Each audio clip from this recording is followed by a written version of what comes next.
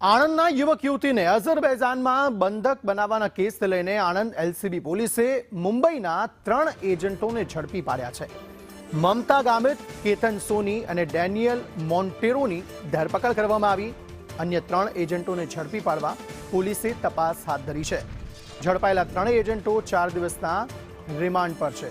ઇરશાદ સૈયદ વધુ માહિતી આપી રહ્યા છે. ઇરશાદ, જણાવશો શું વધુ વિગતો?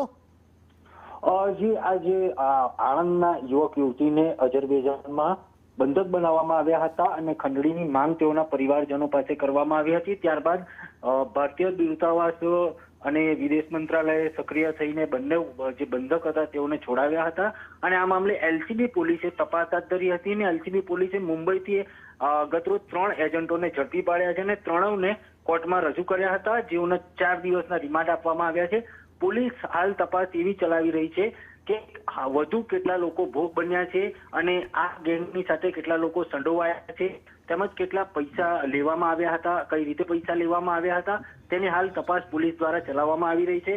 તેમજ જે અઝરબૈજાનમાં જે 3 વ્યક્તિઓ છે, બાબા ખાન અને સહિતના, તેઓને પણ ઝડપી પાડવા માટેના ચક્રો ગતિમાન કર્યા છે અને વિદેશ મંત્રાલયને આ અંગેની જાણ પણ કરવામાં આવી છે. જી આભાર સમગ્ર માહિતી આપવા માટે.